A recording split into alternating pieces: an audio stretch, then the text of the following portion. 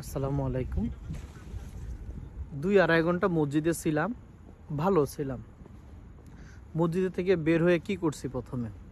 মসজিদ থেকে বের হয়ে প্রথমে করছি হইলো ফেসবুকে ঢুকছি, তারপর ঢুকছি ইউটিউবে, আর এখন তো ভিডিওই বানাই ফেলতেছি। তাহলে বুঝেন আমি মসজিদে ঢুকে কি করছি।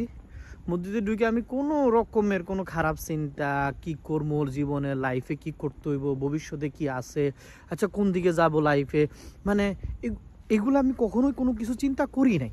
একবারে চিন্তা করি লাস্ট 2 আওয়ার্স যখনই আমি বের হইলাম, প্রথম চিন্তা হয়েছে ফেসবুকে কি হইতেছে, রাজনীতিতে কি হচ্ছে। তারপরে ইউটিউবে ঢুকলাম, নিজের ভিডিও দেখলাম, দেখে মনে হইলো যে কি ভিডিও আপলোড করা গেছে আর ভিডিও ভিউ কতগুলো হয়েছে। এই হলো চিন্তা। তাহলে আমার নিজের হাতের ভিতরেই তো জাহান্নাম। আবার জাহান্নাম অনেক পরে আসবে আমার জীবনে, এটা বলা দরকার আছে।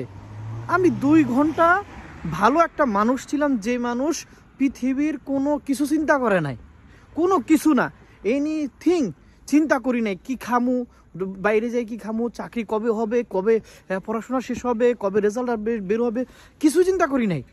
এই একটা মানুষ যখনই মসজিদ থেকে বাইর হইলাম, সাথে সাথে সাথে প্রথমেই ফেসবুকে ঢুকে গেলাম।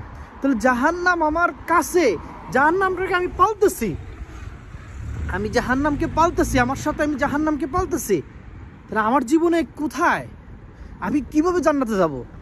জান্নাতে যাওয়া অনেক কঠিন হয়ে গেছে ভাই, অনেক কঠিন। এখন আপনি বলতে পারেন যে ভাই এটা কি সবার জন্য? আমি মনে করি যাদের কাছে অ্যান্ড্রয়েড ফোন আছে, ব্যাকেরই জাহান্নামে যাওয়া কঠিন হয়ে গেছে। এখন শাইখ আবদুল্লাহ হুজুরের যদি অ্যান্ড্রয়েড ফোন থাকে, হ্যাঁ ফেসবুকে ঢুকে। এখন আরও যদি কারো থাকে, হ্যাঁ ফেসবুকে ঢুকে। এমন একটা অবস্থা, জান্নাতে যাওয়াটা টাফ হয়ে গেছে ভাই। জান্নাতে যাইতে হইলে আপনার এখন একটা কাজই করতে হইব, সেই কাজটা হইল সোশ্যাল মিডিয়া থেকে নিজের বিরত রাখতে হইব। তারপরে আপনার অ্যান্ড্রয়েড ফোন থেকে বিরত থাকতে হইব। শুধু হোয়াটসঅ্যাপ ব্যবহার করা ছাড়া অন্য কোনো কিছু ব্যবহার করা যাব না। আপনি আমার কথা বুঝেন আর না বুঝেন ভাই, আমি এটাই 100% বলতে পারবো। এটাই সত্য কথা যে জান্নাতে যাওয়া অনেক কষ্ট হয়ে যাবে ভাই, অনেক কষ্ট, অনেক অনেক অনেক কষ্ট হয়ে যাব। জান্নাত ভেরি টাফ। জাহান্নাম তো সারাদিনই পালতেছি, জান্নাতে যাবো কীভাবে? জান্নাতের কোনো আমল হয়? কোনো আমল না। 2 ঘন্টা আমল করতে গেলাম, আর হলো যে বের হইয়া জাহান্নামে ঢুকে গেলাম।